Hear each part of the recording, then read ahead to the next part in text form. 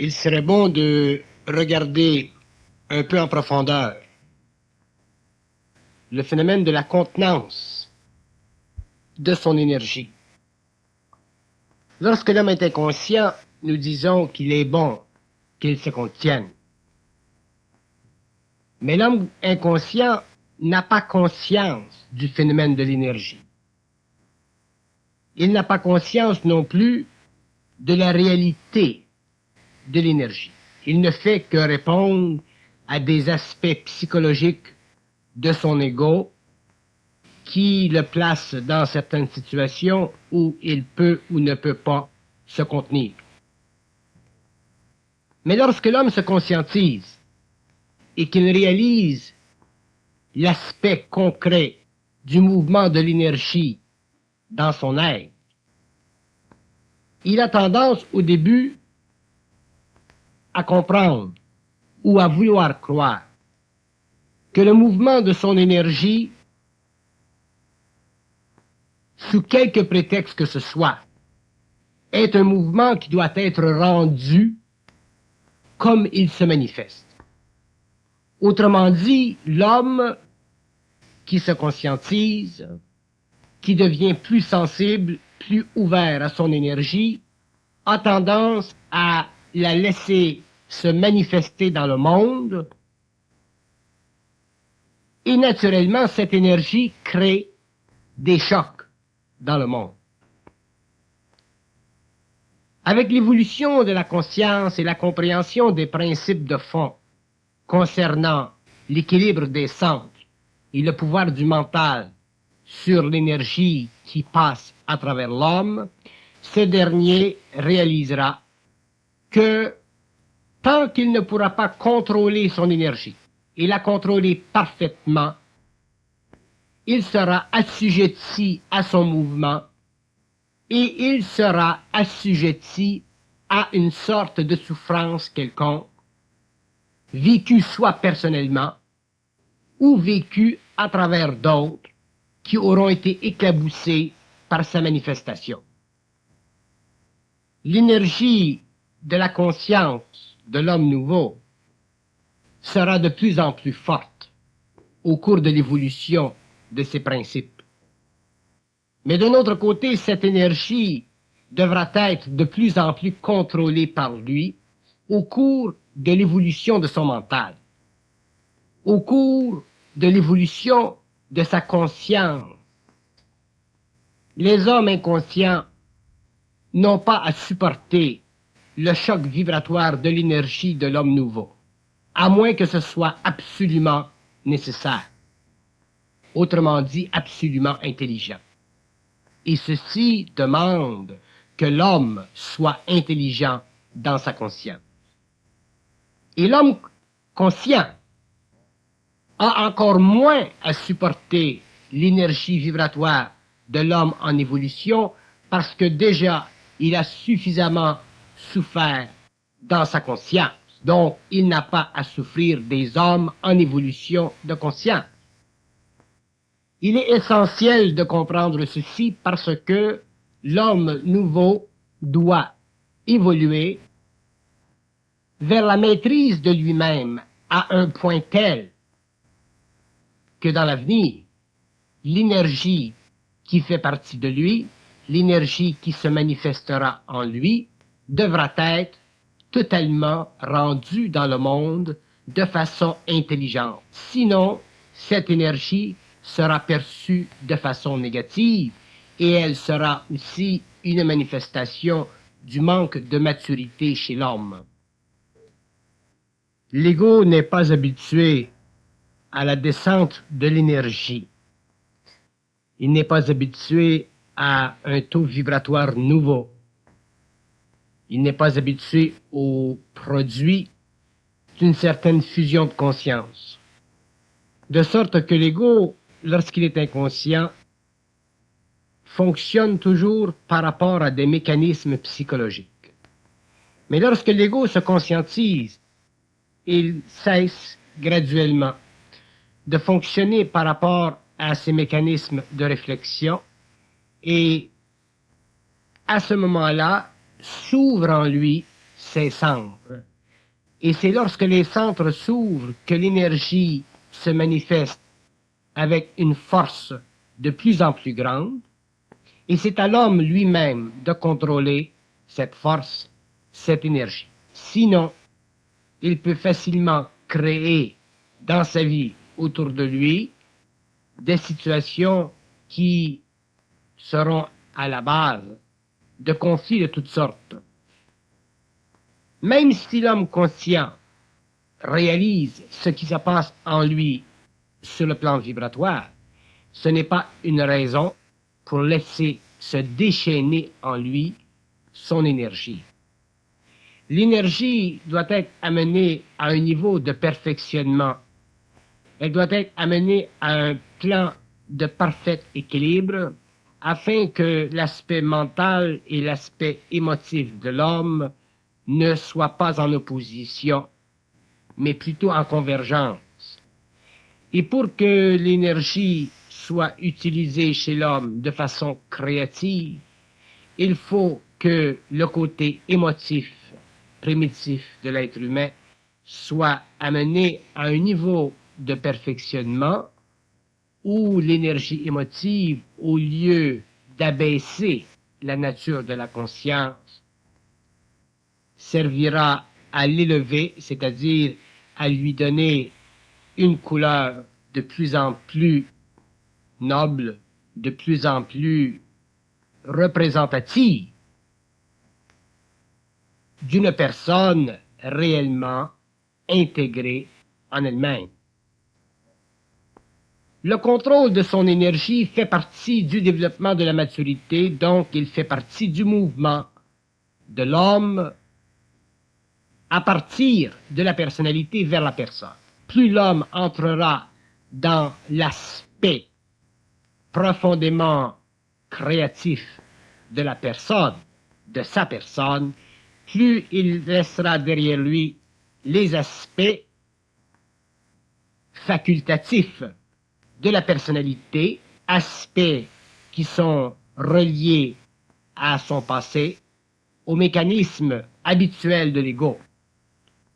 Donc il est évident que le contrôle de l'énergie ne viendra pas facilement à l'homme nouveau parce que justement ce contrôle demandera que l'homme en arrive éventuellement à pouvoir dépasser la petitesse de son esprit, c'est-à-dire il lui faudra en arriver à avoir une mesure profonde et réelle de la grandeur de l'esprit.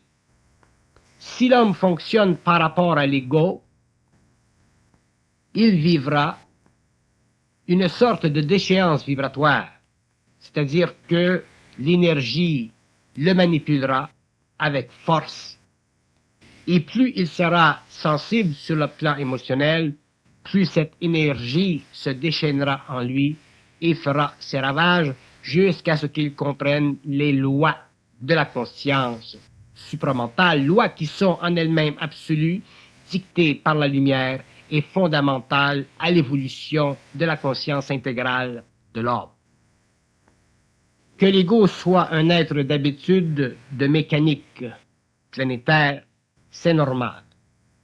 Mais que l'homme en arrive un jour à passer du stage de la conscience planétaire au stage de la conscience universelle, ceci demandera qu'il comprenne les lois de l'énergie de façon de plus en plus avancée, afin de pouvoir, avec le temps, les années, les générations, en arriver à transmuter cette énergie jusqu'au jour où il pourra l'utiliser parfaitement sur le plan matériel, en relation avec les royaumes en évolution et en relation avec sa propre évolution personnelle, interne, allant jusqu'à la conscience de l'éther.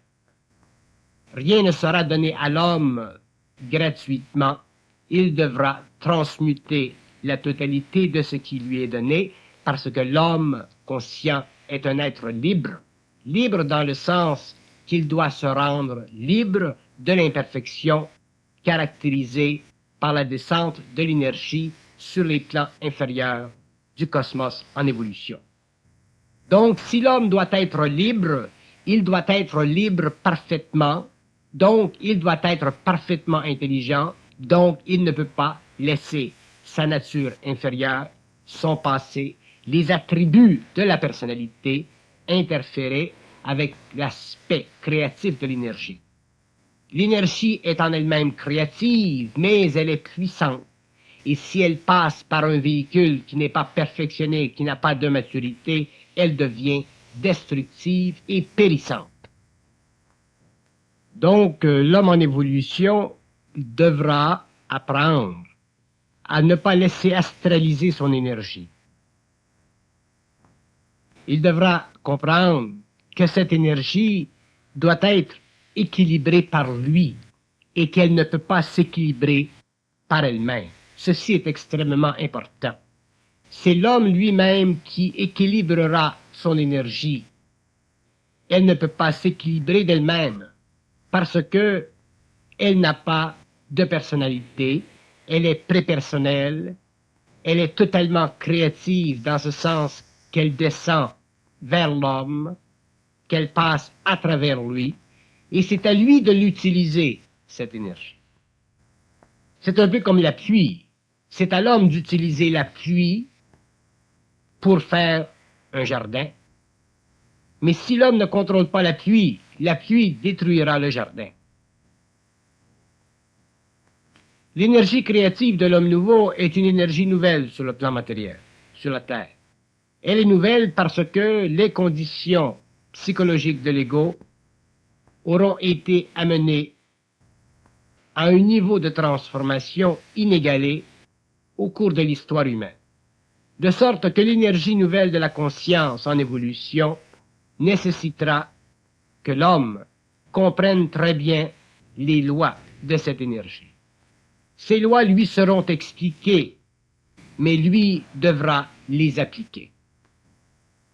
S'il n'applique pas les lois de cette conscience nouvelle, il se découvrira de très grandes failles, de très grandes faiblesses, des failles plus grandes que celles qu'il avait connues au cours de l'évolution, parce que l'énergie en lui sera plus puissante. Contenir son énergie demandera que l'homme en arrive à un niveau de conscience mentale suffisamment élevé pour que les aspects inférieurs de sa conscience, ces aspects qui touchent à la qualité émotive de son être, ne fassent pas interférence avec son comportement humain. Si l'homme nouveau laisse le moindrement l'énergie émotive colorer cette puissante force vibratoire en lui, il est évident que la vie sera difficile. Parce que le processus créatif de la nouvelle conscience sera le résultat de l'union, de la fusion du mental de l'homme avec l'énergie du double. Donc ceci demandera que l'homme en arrive à être suffisamment mental pour que l'énergie ne se serve pas de lui, pour qu'il n'en devienne pas un esclave, mais un maître. La transmutation du corps mental permettra à l'homme de comprendre ceci. Mais tant que le corps mental ne sera pas parfaitement transmuté, autrement dit, tant qu'il y aura encore de l'énergie émotive dans l'intelligence, l'homme aura de la difficulté à bien saisir cette notion qui fait partie de la science mentale de l'homme de demain. L'évolution de la conscience supramentale fait partie de la réorganisation psychique de l'homme. Elle fait partie de la maîtrise de l'homme sur une énergie qui, par le passé, fit de lui un être à conscience expérimentale. Donc, pour l'homme nouveau, la conscientisation n'est pas simplement un fait de connaissance occulte, mais beaucoup plus, c'est un fait de reconnaissance que les aspects occultes de sa conscience doivent être amenés à un terminal Et ce terminal, c'est l'ego mûr. L'ego qui a de la maturité, l'homme qui ne se laisse pas piéger, envoûter par lui-même. L'homme nouveau devra apprendre à contrôler sa nouvelle force. Il devra reconnaître avec le temps que cette force ne devient utile que dans la mesure où il est capable de voir à travers le jeu subtil de l'astral qui peut l'utiliser contre lui. Ceci demandera que l'homme en arrive éventuellement à reconnaître que dans le mouvement de cette énergie, dans la descente de cette énergie, il existe un point situé dans le mental où cette force doit s'arrêter. Et si l'homme ne reconnaît pas ce point dans le mental où cette force doit s'arrêter et devenir le produit de son contrôle, à ce moment-là, l'homme sera en initiation solaire, c'est-à-dire que il devra continuer à vivre de l'expérience de cette énergie nouvelle sans pouvoir la mater, sans pouvoir l'utiliser créativement pour lui. L'évolution de la conscience supramentale n'est pas reliée à l'évolution psychologique de la connaissance qui s'y rattache. L'évolution de la conscience supramentale est un processus graduel qui va vers l'infinitisation de l'homme, qui va vers la totale fusion de l'homme, qui va jusqu'à l'intégration de l'homme. Donc, pour que l'individu en arrive à comprendre la relation entre l'énergie en lui, qui se manifeste comme une nouvelle force, et sa capacité personnelle de la contrôler, il lui faudra reconnaître que cette force ne peut pas être utile pour lui tant qu'il n'a pas cessé d'être infirmé par les courants astraux de sa conscience planétaire. Ceci, en termes simples, veut dire que l'homme apprendra avec le temps à reconnaître le jeu, le mouvement, la subtilité de la force et ne gardera pour lui que la puissance créative de sa valeur.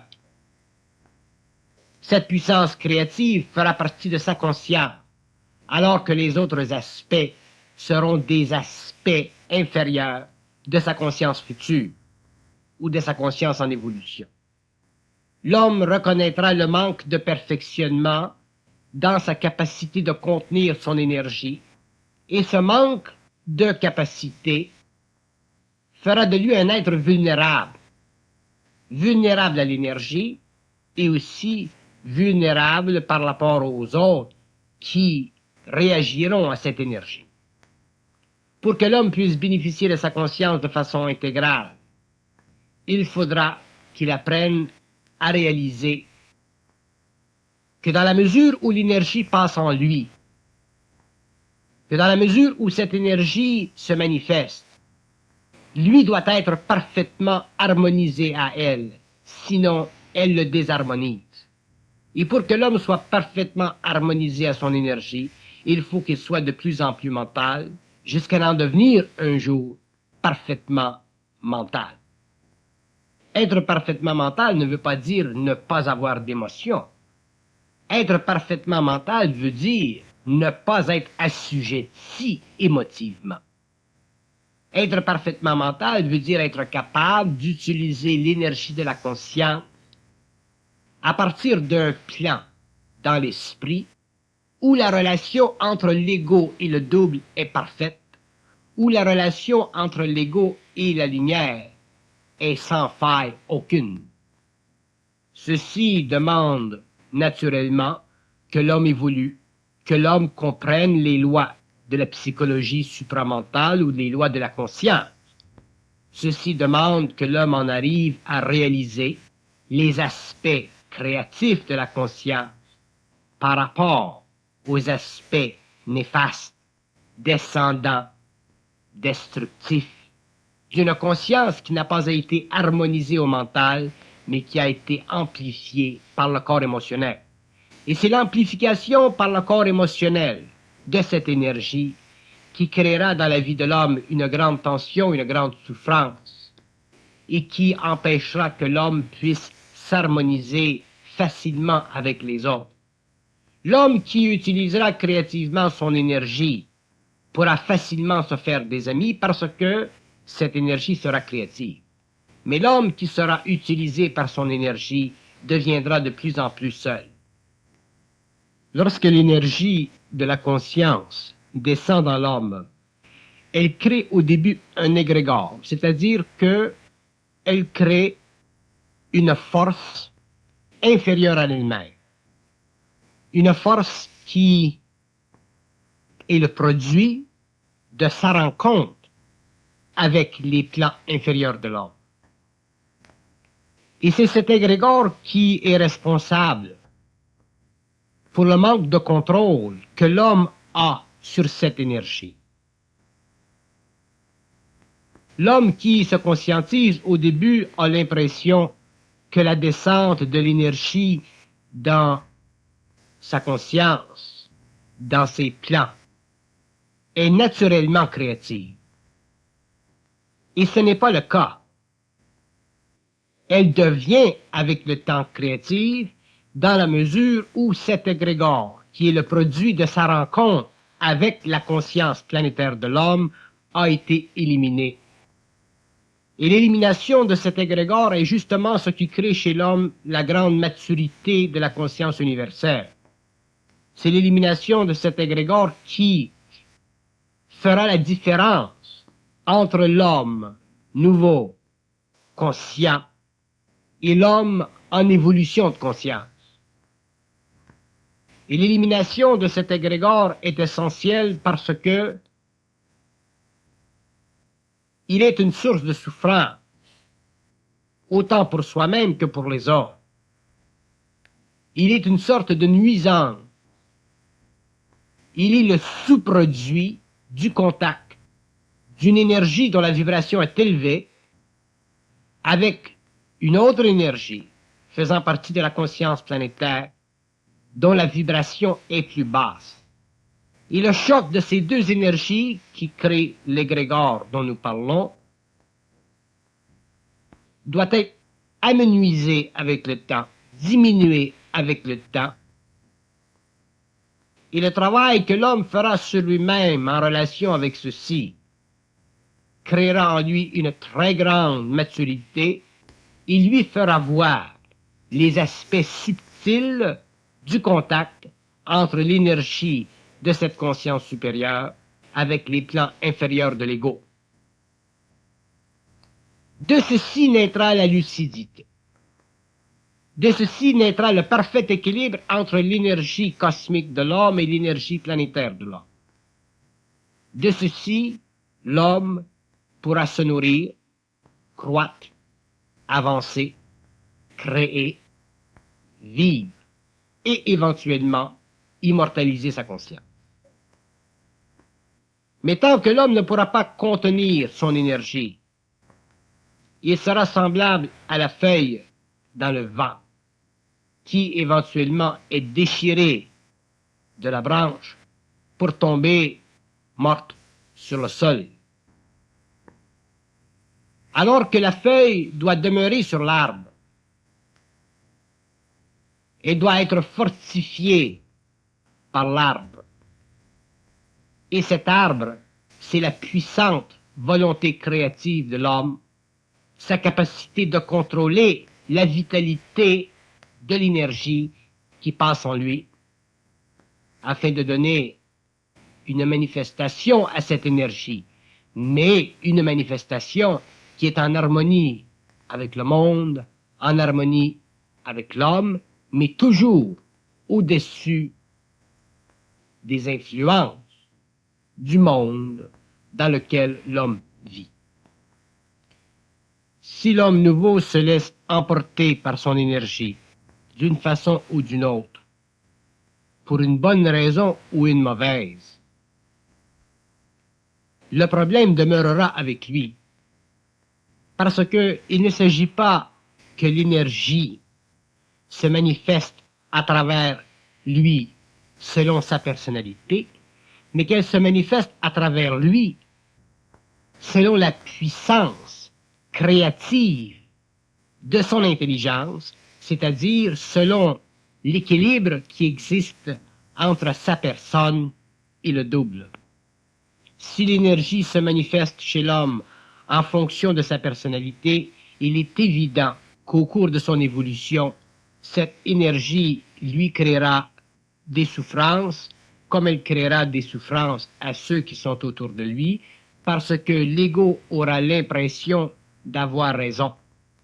Alors que dans la conscience universelle de l'homme en évolution, il ne s'agit pas pour l'ego d'avoir raison, il s'agit pour l'homme d'être parfaitement intelligent des lois de l'énergie afin de pouvoir bénéficier parfaitement de la conscience de l'énergie, afin de pouvoir conséquemment être constamment dans la science de l'énergie.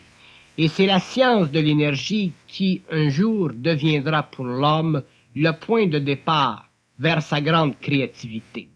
La science de l'énergie, non pas dans un sens philosophique, mais dans un sens purement vibratoire, où l'ego, ayant acheminé suffisamment dans la lutte contre la manipulation, finalement pourra commencer à bénéficier du mouvement opposé, c'est-à-dire du contrôle de l'énergie pour lui-même et pour l'humanité.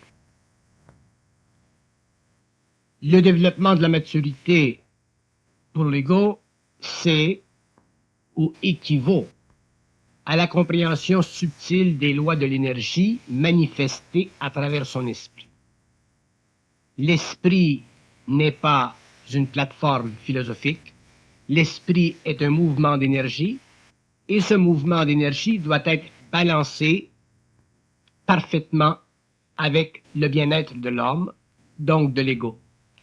Mais pour ce, il faudra que l'ego apprenne à contrôler ce mouvement, c'est-à-dire qu'il lui faudra comprendre que dans le mouvement de l'énergie, il y a la descente de l'énergie et aussi il y a la réaction égoïque à cette descente, réaction qui fait preuve de la manifestation astrale de sa conscience en relation avec cette énergie. Et c'est l'aspect astral de la conscience humaine qui empêchera l'homme de contrôler cette vibration, cette énergie vibratoire. C'est l'astralisation de la conscience de l'ego qui l'empêchera d'être parfaitement lucide, surtout dans le cas de l'homme nouveau où la conscience du mouvement énergétique en lui deviendra de plus en plus grande. L'homme ne doit pas prendre la présence de la conscience vibratoire en lui comme un aspect réel et déterminant de son évolution.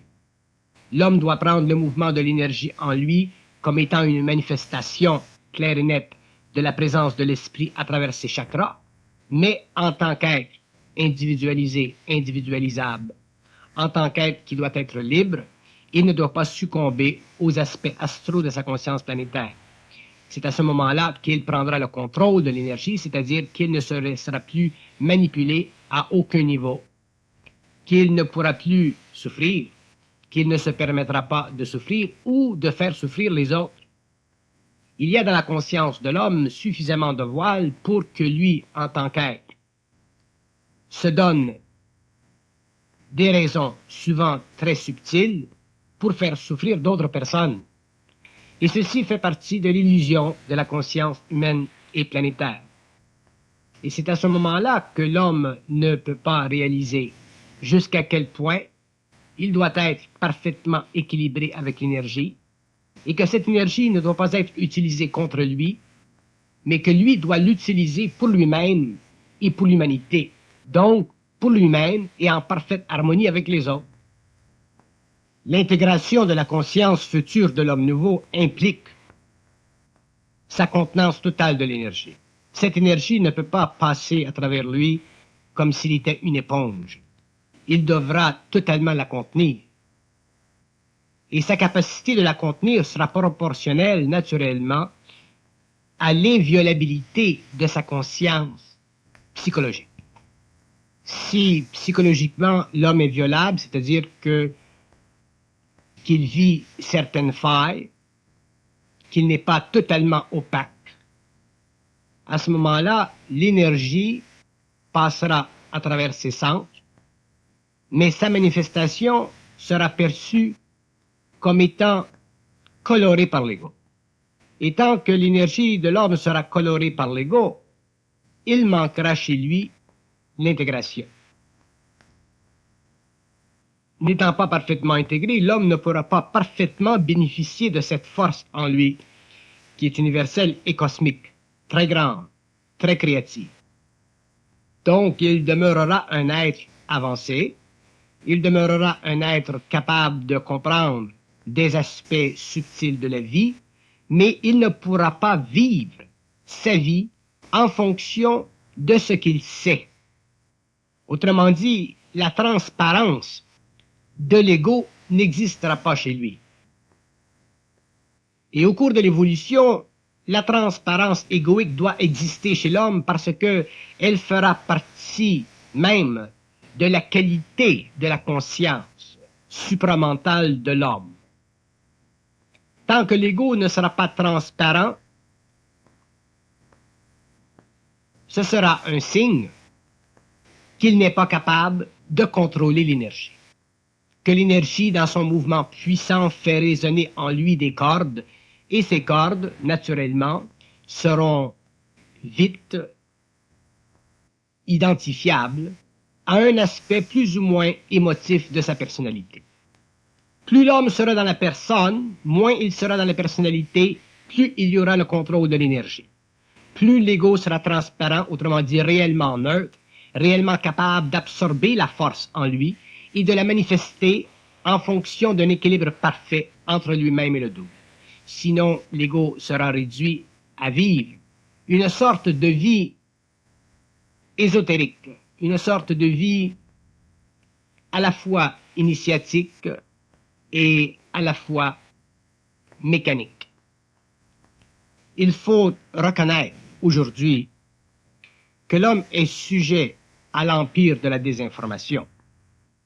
La désinformation fait partie du pouvoir des forces cosmiques à travers l'homme, forces qui utilisent l'aspect astral planétaire de sa conscience. Et tant que l'homme est sujet à la désinformation, il est sujet à ne pas pouvoir contrôler son énergie. Il y a une relation étroite entre la désinformation de l'homme et son absence de contrôle de l'énergie.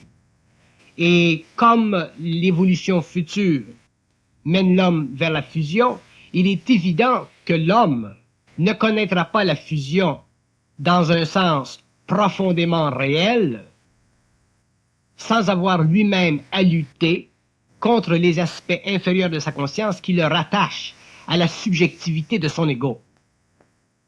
Autrement dit, plus l'homme passera de l'involution à l'évolution, plus il sera forcément amené à disparaître psychologiquement pour apparaître ou transparaître créativement. Et la différence entre la manifestation psychologique de l'ego, même si elle est très ésotérique, très avancée en ésotérisme ou en sciences obscures, tout de même, l'ego demeurera un être qui est violable. Et les êtres autour de lui le percevront. Et un homme qui n'est pas transparent peut quand même apporter à l'homme une certaine science, une certaine compréhension. Mais il ne pourra pas donner à l'homme l'énergie dont ce dernier a besoin pour s'affranchir complètement, c'est-à-dire pour réaliser parfaitement sa vraie nature. Parce que si l'homme n'est pas capable de contrôler son énergie, il y a une partie de son énergie qui viendra se déteindre chez l'autre. Et ceci ne doit pas être. Les hommes ne doivent pas être influencés par l'énergie de ceux qui en sont vibratoirement conscients, les hommes doivent être amenés à comprendre, à réaliser des choses, mais d'une façon qui est totalement libre de ceux qui manifestent l'énergie. Sinon, nous revenons encore à la relation maître-disciple, nous revenons encore à la relation de ces hommes qui impressionnent les hommes, et ce n'est pas le cas en ce qui concerne l'évolution de la conscience supramentale sur la Terre. Si l'homme a été enchaîné pendant l'évolution, il devra être déchaîné au cours de l'évolution. Et si l'homme ne contrôle pas son énergie, à cause de sa coloration, à cause de ses subtilités, il continuera d'une façon particulière à enchaîner les hommes autour de lui, et au lieu de travailler à l'évolution de la conscience, il continuera à travailler à l'initiation de la conscience. L'homme qui se conscientise peut aller chercher un certain plaisir, une certaine perception, une certaine valeur dans l'initiation des autres. Mais un jour, il devra se retirer. Un jour, il sentira le besoin de se retirer. Le désir ou le vouloir d'initier les autres à travers une énergie que nous ne contrôlons pas. C'est une situation temporaire qui fait partie de l'immaturité psychique de l'ego. Mais viendra le moment au cours de l'évolution où les hommes ne seront plus intéressés à initier les hommes, où ils seront capables de parfaitement contrôler leur énergie et de travailler avec les hommes sur un même pied d'égalité après avoir choisi les hommes avec lesquels ils voudront bien travailler. Mais si l'homme ne contrôle pas parfaitement son énergie, elle sera suffisamment astralisée, même si elle est très occulte, très ésotérique. Elle sera suffisamment astralisée pour que lui, au lieu d'être transparent, se manifeste un peu comme une statue, un point de mire. Et cette condition sera purement temporaire. Elle durera quelques années, quelques mois, quelques générations. Mais avec le temps, elle disparaîtra parce que l'homme découvrira un jour que sa fonction sur le plan matériel, ce n'est pas d'initier les hommes à travers une énergie qu'ils ne sont pas capables de contrôler et dont ils ne comprennent pas parfaitement les lois, mais de travailler créativement à l'évolution d'une pleine civilisation, à l'évolution d'une pleine relation entre l'homme et l'homme et son propre esprit. Donc le besoin de contenir son énergie, le besoin de ne pas être assujetti à elle est essentiel, fondamental et deviendra demain absolu parce que demain, l'homme voudra de plus en plus être libre du pouvoir de cette énergie sur lui.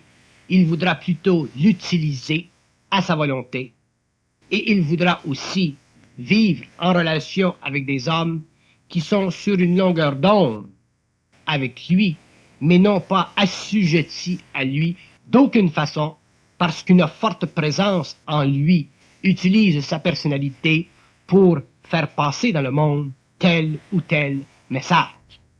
Nous avons encore le complexe du maître, nous avons encore le complexe de la supériorité psychique, mentale, médiumnique, spirituelle, occulte, ésotérique. Et ce complexe fait partie de la faillibilité de l'ego. Il fait partie du besoin de l'ego de grandir. Il fait partie de la nouvelle distinction entre l'inconscience et le conscient. C'est normal.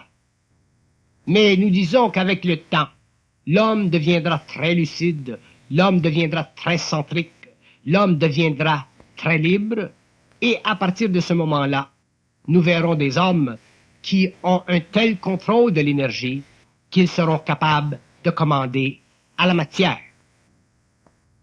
Mais tant que l'homme ne pourra pas parfaitement contrôler son énergie, il pourra influencer l'extérieur, mais il ne saura pas créer dans l'extérieur.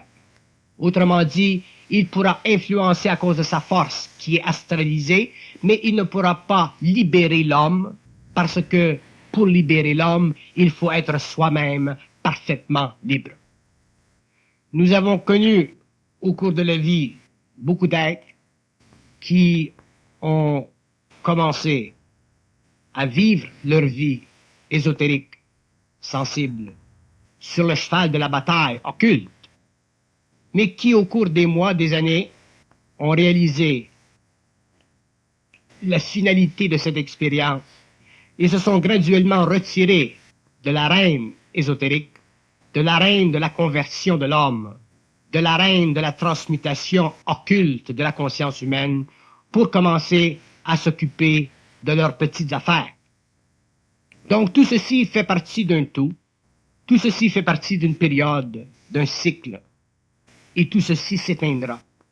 Et le plus vite l'homme en arrivera à contrôler son énergie parfaitement, le plus vite il commencera à travailler socialement avec des hommes qui ont d'autres chats à fouetter que de vouloir transmuter, changer ou faire évoluer l'humanité. La puissance de la conscience supramentale de l'avenir ne sera pas fondée sur la relation de l'homme conscient à l'homme inconscient. Elle sera fondée sur la relation créative de l'homme conscient en relation avec des masses inconscientes qui sauront voir qu'il existe dans l'homme de grandes avenues encore non exploitées.